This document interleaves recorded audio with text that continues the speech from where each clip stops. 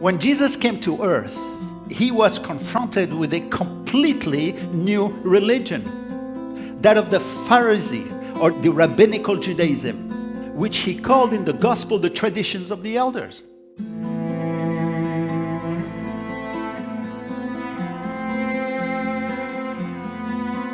It was so different from the faith and belief of the people of the Bible that Yeshua told them that they were transgressing the word of the Lord by their traditions. Matthew 15:3. And so Yeshua came to restore what was lost. He did not come to bring a new religion, but he came to bring us back to our roots through the pure word of God. For going back to the word of God, for a Jew or a Gentile, is like one going to find the God they were seeking or the Father they sought for. It's for all people. This new religion, rabbinical Judaism, took about 100 years to develop before the coming of Yeshua. It began with two rabbis named Hillel and Shammai, and from there a new set of beliefs developed that is contained in what is called the Talmud, where we find the traditions of the elders. I want to tell you why there are many good things and wise things in the Talmud and very valuable historical facts to even help us to understand the New Testament. The Talmud is not the Torah. It is not inspired by God, nor is it an interpretation of the Hebrew Scriptures. And this is what Jesus is demonstrating on the Sermon on the Mount. To them, Jesus said, you remember this passage, John 5:46, if you believe Moses, you would believe me, for he wrote about me. That is, if they knew the Torah, they would believe in Yeshua.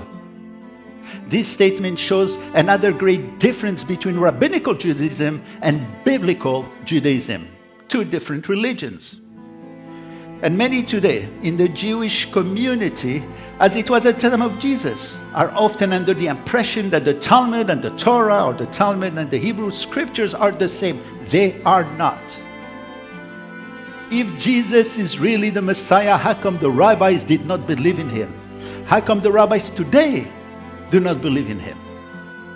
Throughout time, the civil and religious leaders were always at odds with God.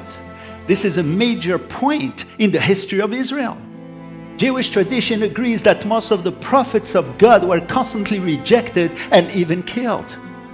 And rejected by whom? The very religious and civil authorities who are still asking the same question. Didn't Elijah think that he was the only believer left in Israel after they rejected and fired all the prophets of God? Where were the priests? Where were the teachers of Israel? Amos. He was asked actually to leave the land of Israel because he proclaimed the word of the Lord, which so disturbed the king and the people. Jeremiah, Jeremiah did not just fall into a pit. He was put there on account of the message of the Torah he brought to the people. But the very same thing happened at the time of Jesus, Yeshua, who spoke the same words as the prophets and also was rejected by the religious leaders and the civil authorities. And what we learn from the history of God's people is that God's truth is often found in the small minority. When it comes to spiritual truth, the majority does not always hold the key. This chasm between this world and its many religions and the pure word of God that Yeshua is bringing out during the Sermon on the Mount. And he stresses the contrast. You know that 14 times within this sermon, he repeats the word, I say unto you.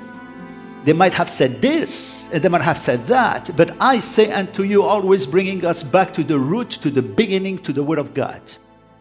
And the people understood. There was like a revolution in there because the others, the religious ones, spoke in mysterious ways, often pretending to know hidden things, but God never speaks in secret. He said it in Isaiah. At the end of the sermon, we read that the people were astonished. They were amazed at Yeshua's teaching, for he taught them as one having authority and not as the scribes. So comprehensible, so anointed his words are.